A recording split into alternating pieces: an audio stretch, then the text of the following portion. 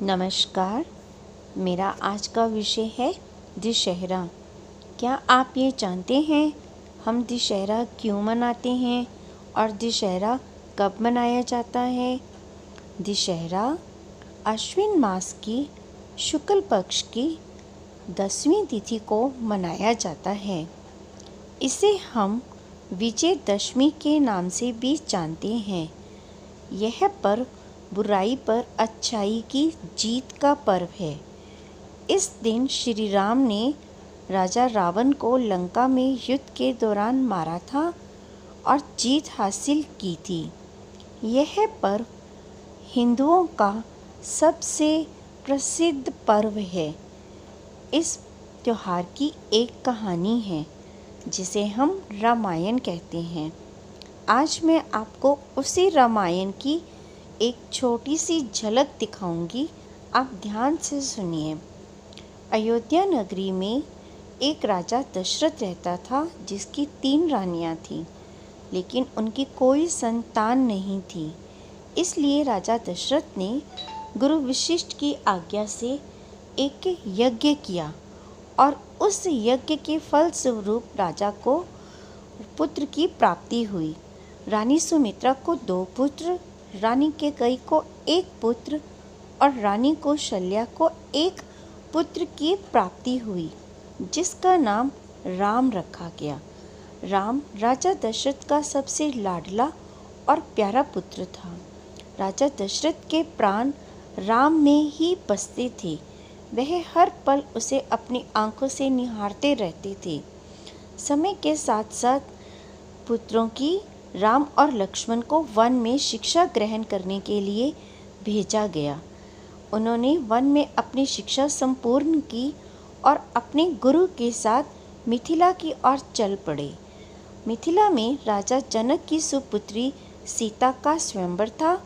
वहाँ पर श्री राम ने शिव रूपी धनुष की प्रत्यंचा खींचकर धनुष को तोड़ दिया और सीता को स्वयंवर में जीत लिया। इस प्रकार सीता का श्री राम से विवाह हो गया।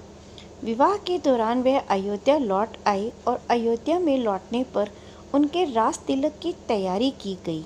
लेकिन रानी कैकेयी को यह बिल्कुल भी मंजूर नहीं था, क्योंकि वह अपने पुत्र भरत को राज्याभिषेक करवाकर उसे राजगद्दी दिलाना चाहती थी। इसलिए रानी कैकेयी ने राम को 14 वर्ष के वनवास जाने की आज्ञा दी।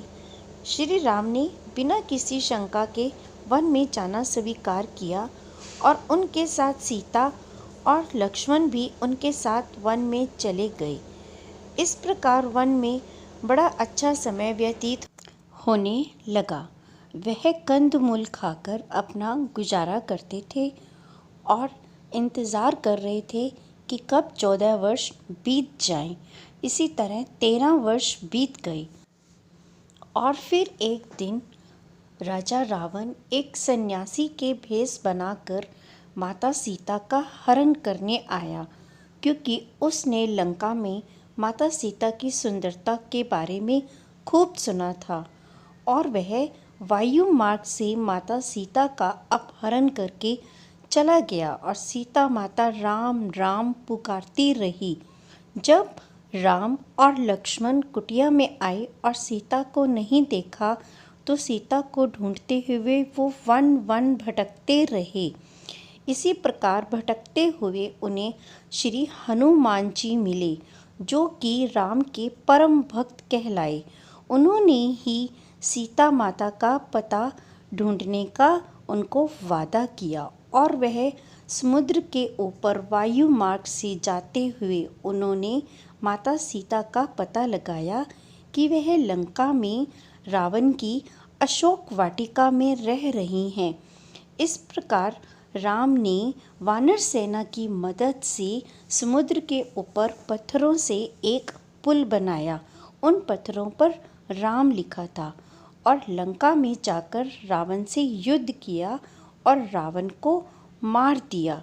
युद्ध के दौरान राम ने रावण को अग्नि बाण के द्वारा उन्हें मारा था, क्योंकि रावण के 10 सिर थे तो उनके सिर का हरण करना जरूरी था। इस प्रकार रावण का वध करके वह अयोध्या आए और अयोध्या का में उनका खूब अच्छे से स्वागत किया गया और उनका राज्याभिषेक किया गया, जिसमें उनका पूरा परिवार सम्मिलित था। बच्चों, दशहरे वाले दिन हम हमेशा 3 पुतलों का दहन करते हैं। पहला पुतला रावण का, दूसरा उसके पुत्र मेघनाद का और तीसरा पुतला हम उसके भाई कुंभकर्ण का जलाते हैं। ये तीनों ही बुराई पर अच्छाई की जीत का पर्व मनाने में सहायता करते हैं, सहायक होते हैं। तो दोस्तों, आज आपको पता लगा कि हम दशहरा क्यों मनाते हैं। उम्मीद है आपको ज़रूर पसंद आई होगी ये कहानी। आप सबको मेरी तरफ से दशहरे की हार्दिक शुभकामनाएं। धन्यवाद।